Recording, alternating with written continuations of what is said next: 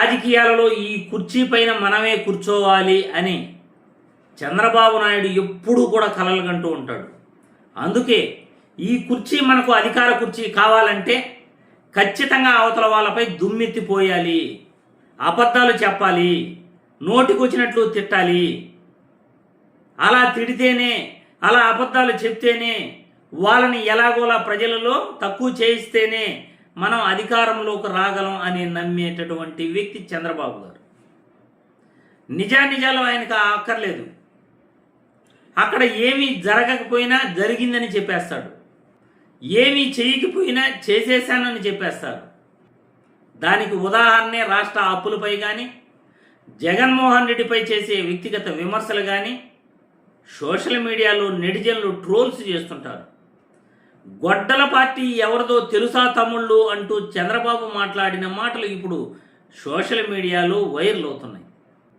ఈ సోషల్ మీడియాలో వైరల్ అవుతున్న వీడియో చూసిన తర్వాత మళ్ళీ దీనిపై విశ్లేషించుకుందాం. చంద్రబాబు గారు ఏం మాట్లాడారో దానికి కరెక్ట్ సమాధానం నెటిజన్లకు కూడా అర్థం కావాలి, మన వీడియోల ద్వారా రాష్ట్ర ప్రజలందరికీ కూడా అర్థం కావాలనే నా ఉద్దేశం. మన రాష్ట్రంలో గొడ్డలి పార్టీ ఒకటి ఉంది. ఆ పార్టీని మీరు చూస్తే వాడికి, పేదవాడికి కడుపు నిండా తిండి పెట్టే మనసు కూడా ఉండదు. రైతు కోసకు సంబంధించిన వార్త ఇది. పతనమైన ధరలతో రైతులు ఆవేదన చెందుతున్నారు. వ్యాపారులు, అధికారులు పట్టించుకోవట్లేదని వాళ్ళు లబోదిపమంటున్నారు. ఈ గొడ్డలి పార్టీ మాత్రం వాడకు తెలిసిందే ఒకటే, విధ్వంసం. టీడీపీ గుండాలు బహిరంగంగా ఆయుధాలతో మాజీ మంత్రి అంబటి రాంబాబుపై హత్యాయత్నానికి పాల్పడ్డారు. అంబటి ఇంటి వద్ద టీడీపీ రౌడీలు రెచ్చిపోయారు. కార్యాలయంలోనూ విధ్వంసం సృష్టించారు, ఫర్నిచర్ ను ధ్వంసం చేశారు. రమేష్ నివాసానికి నిప్పు పెట్టారు. టీడీపీ కార్యకర్తలు రాళ్లు రువ్వారు. వాడకు తెలిసిందే ఒకటే, కూల్చడం. విజయవాడలో మరొకసారి కుళ్ళు కూలిని దుర్గాదేవి, శ్రీకృష్ణ గోశాల, నాగేంద్ర స్వామి పుట్ట, రాజరాజేశ్వరి ఆలయం, ఈ నాలుగింటిని కూల్చివేశారు. ఇందులో నాగేంద్ర స్వామి పుట్ట 40 సంవత్సరాల నుంచి ఉంది, దాన్ని కూల్చేసి భవానీపురంలో 42 కుటుంబాలకు చెందిన ఇళ్లను కూల్చివేశారు. కృష్ణా జిల్లా కానూరులో రాత్రి కట్టపై ఉన్న ఇంటిని అధికారులు నేలమట్టం చేశారు. జేసీబీల సాయంతో కూల్చేశారు. ముందస్తు నోటీసులు ఇవ్వకుండా అధికారులు కూల్చివేయడంపై బాధితులు ఆందోళన వ్యక్తం చేశారు. వాడకు తెలిసిందే ఒకటే, నరకడం.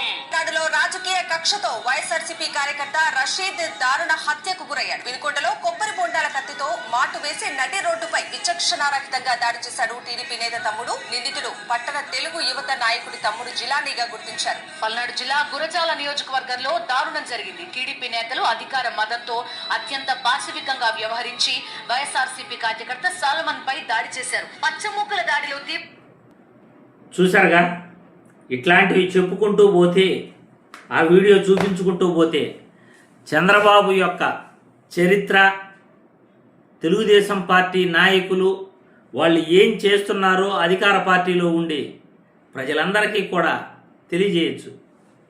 ఎందుకంటే ఎవరిది గొడ్డల పార్టీ ఈ వీడియో చూసిన తర్వాత మీ అందరికీ కూడా అర్థమైపోయి ఉంటుంది. చంద్రబాబు నాయుడు ఆరోపణలు చేసేస్తాడు, అదే అందులో 1% కూడా నిజం ఉండదు. మరి 2014 నుండి ఇప్పుడు 2026 వరకు ఎక్కువ సంవత్సరాలు ముఖ్యమంత్రిగా ఉన్న చంద్రబాబు ఎందుకు వివేకానంద రెడ్డి కేసును తేల్చలేకపోయాడు? ఏదైనా మీ దగ్గర ఆధారాలు ఉంటే నిరూపించవచ్చు కదా. అడుగుడుకు గొడ్డల పార్టీ, గొడ్డల పార్టీ, గొడ్డల పార్టీ. ఆ గొడ్డలతో నరికి చంపిన వ్యక్తి మీ పక్కే కదా ఉన్నారు. అతన్ని కాపాడి బయట తీసుకొచ్చింది కూడా చంద్రబాబు నాయుడు లాయరే కదా. ఎవరిది గొడ్డల పార్టీ చెప్పండి? వివేకానంద రెడ్డిని గొడ్డలతో నరికి చంపిన వ్యక్తి దస్తగిరిని బయట తీసుకొచ్చింది ఎవరు? అతన్ని కాపాడింది ఎవరు? చంద్రబాబు నాయుడు వాళ్ళ పర్సనల్ లాయర్ లోత్రానే కదా ఆయన్ని బయట తీసుకొచ్చింది. దస్తగిరిని చంపిన వ్యక్తిని మీరు ఎలా బయట తీసుకొస్తారు? జగన్మోహన్ రెడ్డి ఏదైనా చేసుంటే ఖచ్చితంగా మీరు నిరూపించండి ఆధారాలతో. ఎందుకు ఆధారాలతో నిరూపించలేకపోతున్నారు అంటే మీరు చెప్పినటువన్నీ కూడా పచ్చి అబద్ధాలు. గొడ్డల పార్టీ, గొడ్డల పార్టీ అంటూ ప్రజల్ని ఇంకా కూడా నమ్మించాలని ఎందుకు ప్రయత్నిస్తున్నారు చంద్రబాబు గారు అని నేను ఈ వీడియో ద్వారా ప్రశ్నిస్తున్నాను. 78 సంవత్సరాల వయసులో పచ్చి అబద్ధాలు చెప్పుకుంటూ ఇలా ప్రచారం చేసుకుంటున్నారంటే ఇంకా కూడా మీకు అధికారం పైన మోజు పోలేదా అని నేను ఈ వీడియో ద్వారా అడుగుతున్నాను. నిజంగా 78 సంవత్సరాల వయసులో ఏ వ్యక్తి కూడా అబద్ధాలు చెప్పాలని ఉండదు. రామకృష్ణ గోవింద మనకు మోక్షం కలగాలి, మనం మంచి పనులు చేయాలి, చేసిన తప్పులను సవరించుకోవాలి అని ఎవరైనా చూస్తుంటారు. కానీ చంద్రబాబు నాయుడికి ఇంకా కూడా జ్ఞానోదయం కలగట్లేదు. గొడ్డల పార్టీ అంటూ ఇప్పుడు మీరు సోషల్ మీడియాలో ఎవరు అరాచకాలు చేశారో, ఎవరు అరాచకాలు చేస్తున్నారో కళ్ళకు కట్టినట్లు చూపించారు. ఇవన్నీ కూడా చూసి కూడా ఇంకా గొడ్డల పార్టీ అంటూ మీరు మాట్లాడుతున్నారు అంటే ప్రజలందరూ కూడా విస్తుపోతున్నారు, ముక్కును వేలేసుకుని ఆశ్చర్యపోతున్నారు. అరే ఎందుకు ఇన్ని అబద్ధాలు చెప్పుకుంటూ పదే కూడా ఆరోపణలు చేస్తుంటారు? ఏదైనా వాస్తవాలు ఉంటే కేసులు పెట్టచ్చు కదా, నిరూపించచ్చు కదా, అధికారంలో ఉన్నది మీరే కదా. ఆ గొడ్డలతో నరికి చంపిన వ్యక్తి మీతో కూడా ఉన్నాడు కదా, మీరే భుజాలపైన చేతులు వేసుకుని అతనితో తిరుగుతున్నారు కదా, అతన్ని కాపాడుతున్నారు కదా, నిరూపించచ్చు కదా ఏదైనా సాక్ష్యాధారాలు ఉంటే. అలా కాకుండా ఇలా ఆరోపణలు చేయటం ఎందుకు? చంద్రబాబు నాయుడు గారికి ఈ వీడియో ద్వారా నేను ప్రశ్నిస్తున్నాను. ఇకనైనా ఈ వయసులో మీరు మారండి.